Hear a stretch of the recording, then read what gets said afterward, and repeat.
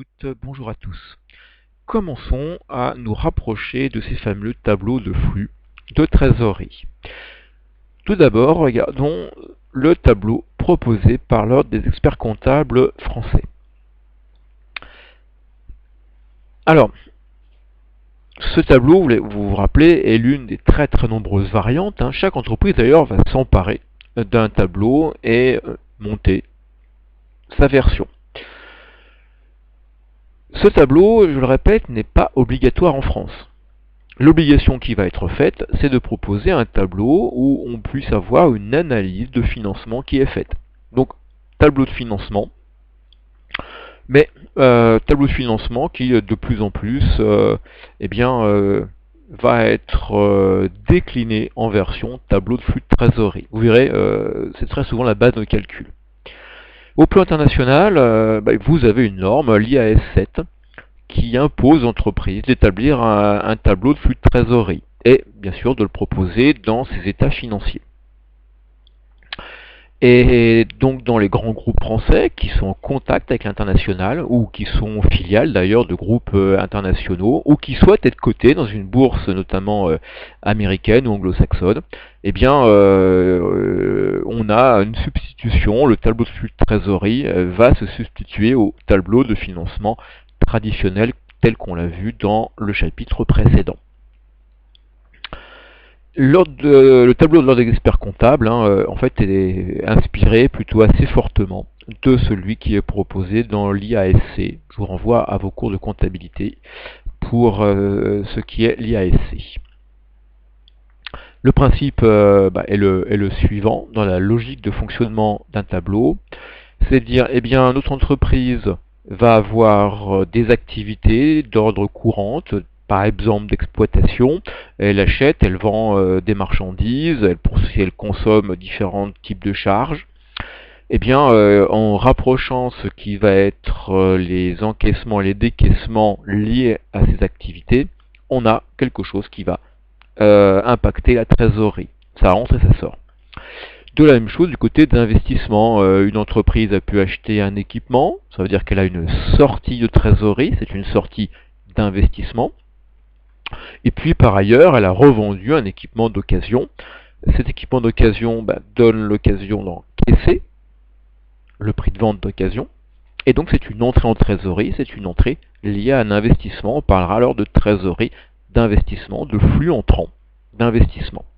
Même chose pour le financement. Vous avez par exemple deux grandes possibilités. Vous avez une entreprise qui va bénéficier d'un nouvel emprunt. La banque lui prête 100 000 euros. Ces 100 000 euros passent d'abord par la trésorerie avant d'être utilisés.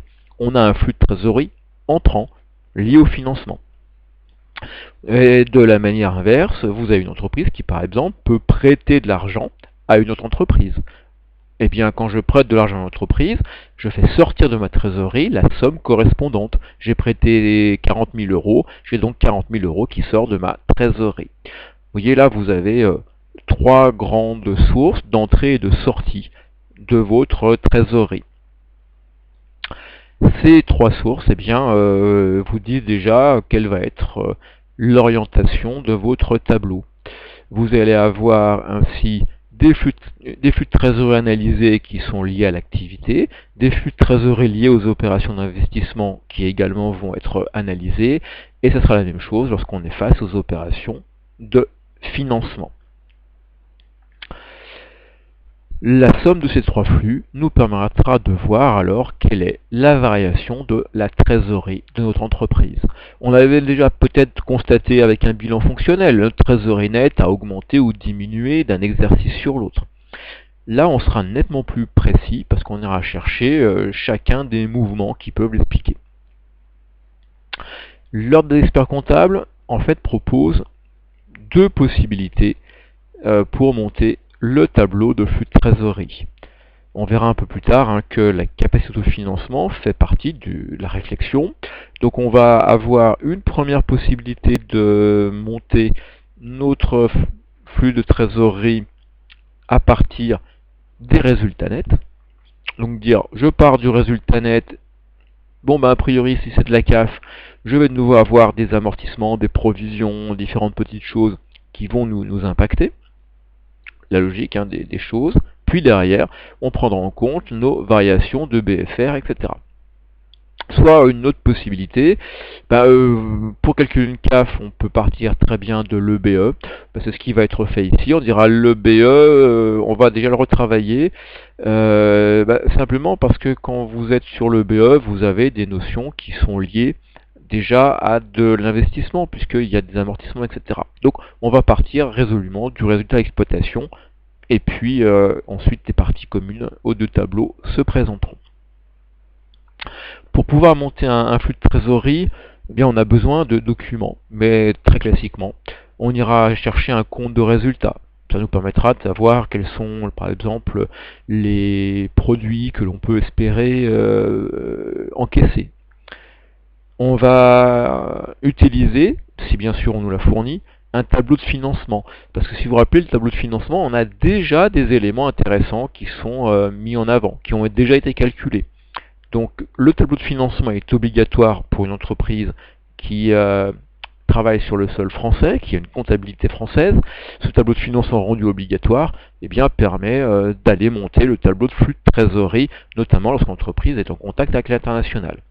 Et puis ce qui va aussi être des compléments intéressants, c'est qu'à défaut de tableau de financement, bilan et annexe peuvent être utilisés. Bref, on va prendre une bonne partie des éléments que l'on utilisait déjà pour le tableau de financement. C'est pour ça que c'est bien quand il est déjà monté. Alors, un exemple de tableau de flux, là je vous mets un des grands classiques, celui qu'on rencontre quand même beaucoup plus, c'est celui qui part du résultat net. Donc là c'est un tableau hors des experts comptables. Vous voyez que là on retrouve les trois parties qui correspondent au flux. Le flux de trésorerie lié à l'activité, qui va nous permettre d'obtenir notre FNTLA. Alors des fois vous trouvez lié ou vous trouvez généré, moi je continue d'utiliser le FNTLA, mais vous pourriez dire le FNTGA, c'est moins joli, ou moins habituel pour moi en tout cas. Et on y reviendra parce que les diapos suivantes vont nous décomposer chacun des niveaux de ce tableau de flux. Mais vous voyez, je pars du résultat net pour aborder ensuite une marge brute d'autofinancement, c'est quasiment la CAF que vous avez ici, et puis ensuite on va retrancher la variation du besoin en fonds de roulement lié à l'activité, ce qu'on a pu voir dans une diapo précédente. Deuxième flux de trésorerie, celui qui est lié aux opérations d'investissement.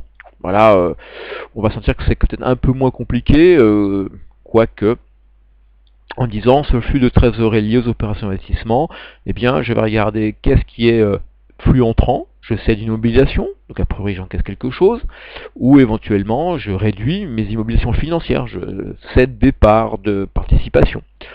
Donc ça c'est l'argent qui va rentrer en trésorerie. Et à l'inverse, vous voyez, j'ai des acquisitions. Et puis enfin, j'ai une petite ligne, c'est une ligne de variation des créances et dettes, mais cette fois-ci uniquement sur immobilisation. Troisième flux de trésorerie, c'est le flux de trésorerie lié aux opérations de financement. Et là, vous voyez, on retrouve là aussi du très classique en disant, il y a ce qui va venir augmenter la trésorerie de financement, j'augmente mes dettes financières, je peux avoir inversement une augmentation de mon capital, ça m'a impacté, mais à l'inverse, ce qui va aussi m'impacter, c'est des remboursements par exemple de dettes. On y reviendra plus largement sur cette troisième partie. Et enfin, tout en bas, on va voir ce qui en résulte. On va prendre nos trois soldes de flux de trésorerie, en faire la somme, et puis on va voir ce qui se passe. Est-ce qu'on a une trésorerie qui est amenée à varier à la hausse, ou au contraire, varier à la baisse?